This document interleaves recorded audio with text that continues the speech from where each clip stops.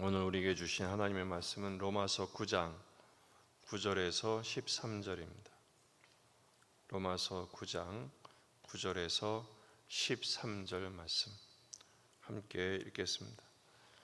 약속의 말씀은 이것이니 영년 이때에 내가 이르리니 사라에게 아들이 있으리라 하심이라.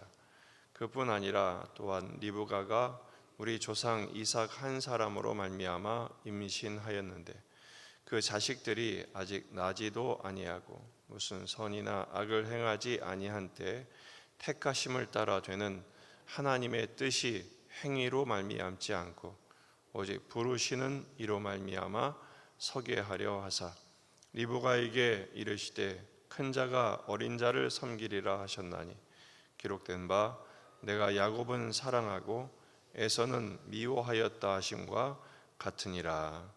아멘. 본문에 계시된 주님은 어떤 분이십니까? 약속의 말씀으로 약속의 자녀가 되게 하십니다.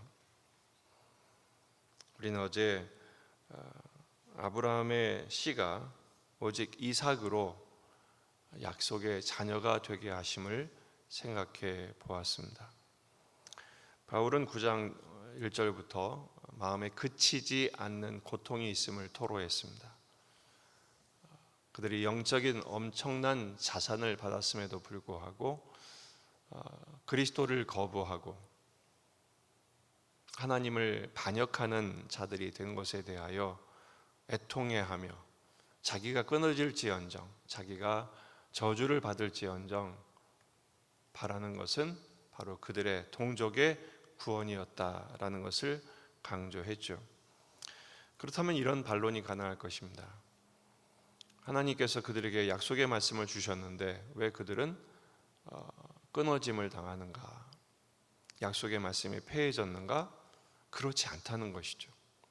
약속의 말씀이 폐해진 것이 아니라 그들이 거부한 것입니다. 이스라엘이 다 이스라엘이 아니고 하나님께서 자녀 삼으신 원리가 있다. 그것을 그들은 거부했고 그 원리에 따라 우리는 구원을 받았다라는 것을 계속 반증하고 있는 것입니다. 약속의 자녀를 선택하신 원리는 첫째는 사라에게 약속하신 말씀이죠.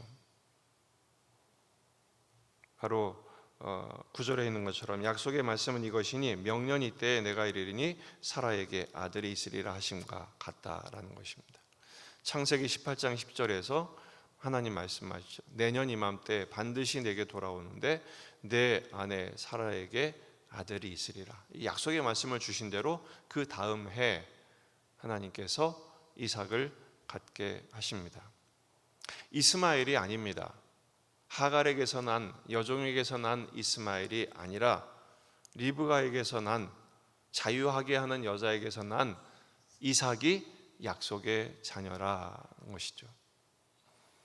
그 예에서 더 나아가 리브가의 아들들의 경우를 한 번 더 강조하여 소개합니다.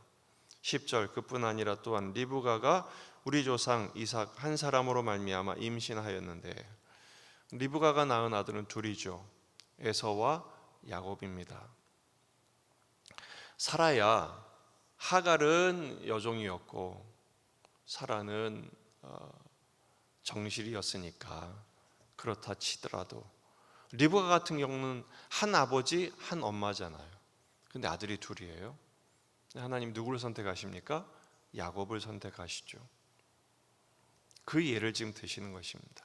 리브가를 선택하신 그 경우를 통한 하나님의 주권적인 선택은 세 가지입니다. 첫째는 그 시기가 출생 전에 선택하신 거예요. 11절 그 자식들이 아직 나지기도 아니하고 무슨 선이나 악을 행하지도 아니한 때에 택하심을 받았어요. 그 택하심은 뭡니까? 행위로 말미암지 않고 오직 부르시는 이의 뜻으로 말미암아 선택하신 것입니다. 행위가 아닙니다. 뭘 잘하고 못해서가 아니라 하나님이 이미 나기도 전에 출생하기도 전에 선택하신 것이죠. 두 번째는 특별한 간섭입니다. 왜냐하면 리브가도 불임이었거든요.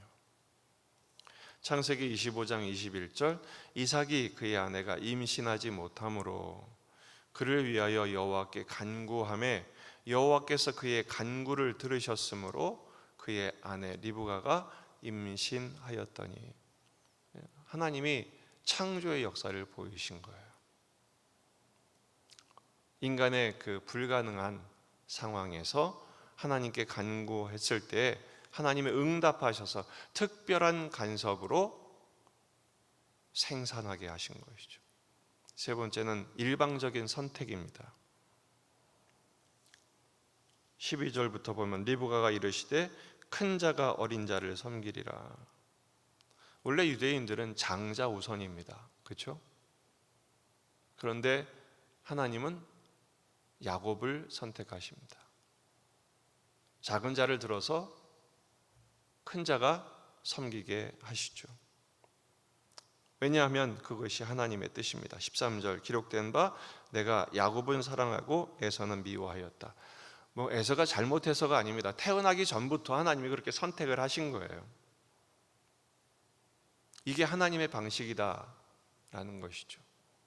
주권적인 선택입니다. 오늘 말씀의 교훈은 두 가지입니다. 첫째, 하나님의 주권적인 선택은 실패하지 않는다. 좌절되지 않는다. 왜요? 이것은 하나님의 뜻이니까요. 그래서 그것을 오직 은혜라고 합니다. 물론 에서 입장에서는 그럴 수 있냐고 따질 수 있겠지만 우리가 야곱 입장이기 때문에 이것이 은혜인 것입니다. 에베소서 1장 4절 곧 창세전에 그리스도 안에서 우리를 택하사 우리로 사랑 안에서 그 앞에 거룩하고 흠이 없게 하시려고 그 기쁘신 뜻대로 우리를 예정하심으로써 예수 그리스도로 말미암아 자기의 아들들이 되게 하셨어요. 왜 야곱을 선택하셨느냐? 우리를 선택하신 방식을 설명하시기 위함이에요. 이것은 하나님의 주권적인 선택이라는 것입니다. 결코 실패치 않습니다. 그러므로 그 선택받은 우리들은 충분히 확신하셔야 합니다. 흔들리지 마십시오. 두 번째는 그 선택은 우리를 향한 하나님의 사랑이었다라는 것입니다. 우리를 사랑하시는 하나님의 방식이었습니다. 그렇게 우리를 선택하신 이유가 무엇입니까? 로마서 4장 16절 그러므로 상속자가 되는 그것이 은혜에 속하기 위하여 믿음으로 되나니 믿음으로 말미암아 구원을 받고 하나님의 자녀가 되고 하나님의 상속자가 되게 하심을 설명하시기 위함이었습니다. 그 약속을 모든 후손에게 굳게 하려 하심이라. 율법에 속한 자뿐 아니라 아브라함의 믿음에 속한 자에게도 그러하니 하나님은 아브라함은 우리 모든 사람의 조상이라. 육적인 아브라함만이 이스라엘의 조상이 아니라 우리도 영적인 후손이 된 우리도 아브라함의 자녀가 되었음을 허락하시는 하나님의 일방적인 은혜입니다. 따라서 이 하나님의 선택받은 우리들, 하나님의 자녀가 된 우리들, 약속의 말씀에 의하여 자녀가 된 우리들은 소망하셔야 합니다. 무엇을 소망합니까? 에베소서 1장 3절 찬송하리로다. 하나님 곧 우리 주 예수 그리스도의 아버지께서 그리스도 안에서 하늘에 속한 모든 신령한 복을 우리에게 주시되. 하나님 우리에게 신령한 복을 다 주셨어요. 왜요? 자녀가 되었으니까.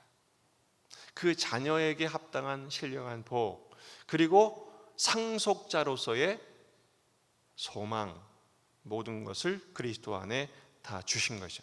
그래서 로마서 8장의 선포가 가능해지는 것입니다.